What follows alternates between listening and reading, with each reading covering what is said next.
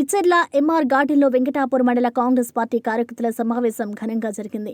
ఈ కార్యక్రమానికి ముఖ్య అతిథిగా హాజరైన రాష్ట్ర పంచాయతీరాజ్, గ్రామీణాభివృద్ధి, స్త్రీ శిశు సంక్షేమ శాఖ మంత్రి డాక్టర్ ధనసరి అనసూయ సీతక్క ప్రసంగించారు.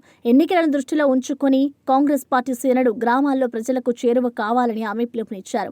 సీఎం రేవంత్ రెడ్డి నాయకత్వంలో ప్రభుత్వం ఇప్పటికే అమలు చేస్తున్న సంక్షేమ పథకాలను ప్రజల్లోకి విస్తృతంగా తీసుకెళ్లాల్సిన బాధ్యత కార్యకర్తలేదని అన్నారు. బీఆర్ఎస్ నేతలు 10 ఏళ్లలో రాష్ట్ర ఆర్థిక పాలన వ్యవస్థలను దెబ్బతీశారని, వాటిని ప్రజాప్రభుత్వం సరిదిద్దుతుందని పేర్కొన్నారు.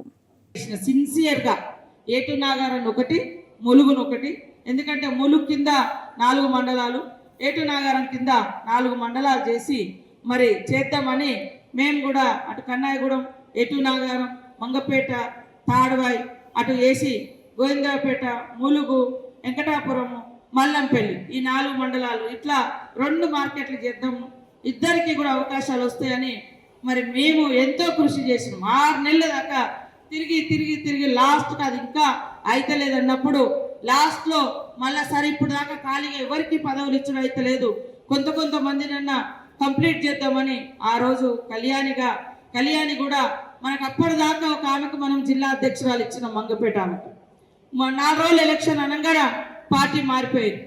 అప్పుడు ఆ టైంలో వాస్తవానికి వీళ్ళు కళ్యాణ్ కూడా లేడీస్ని పట్టుకొని అన్ని మండలాల్లో మనం ఎక్కడ ప్రచారం చేస్తే మనం ముందు పోయి మనం వెనుకొస్తున్నామంటే వాళ్ళు ఆడవాళ్ళంతా ఇక్కడ నుంచి మన వెంకటాపురం నుంచి కూడా జవహర్ నగర్ నుంచి ఇక్కడ నుంచి కూడా వచ్చి తిరిగిరు మనోళ్ళందరూ. అట్లా బొట్టు పెట్టుకుంటా తిరిగిరు. గతంలో కూడా ఉన్నారు. సరే ఎస్టీగా అవకాశం ఉంది, పీసా యాక్ట్ కింద కూడా వస్తుందని మరి ఆమెకు ఇవ్వడం జరిగింది.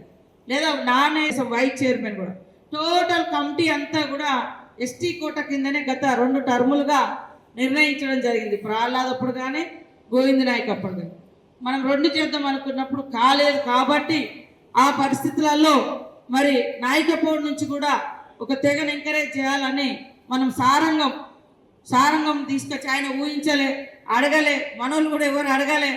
క్యాస్ట్ ఈక్వేషన్లలో మరి ఎంతసేపు కోయళ్ళు లంబడోళ్ళు ఇళ్ళకే పోతున్నాయి అనేది నాయకపోళ్ళ దాంట్లో కూడా ఉంది. సో వాళ్ళని కూడా ముందు తీసుకురాలి ఒక అవకాశం వచ్చిందని ఆయనకు కూడా మనం వైస్ చైర్మన్ ఇవ్వడం జరిగింది. ఎప్పుడూ కూడా సామాజిక న్యాయం అనేది కంపల్సరీ పాటిస్తాం. అందులో కష్టపడ్డ వాళ్ళను అసలే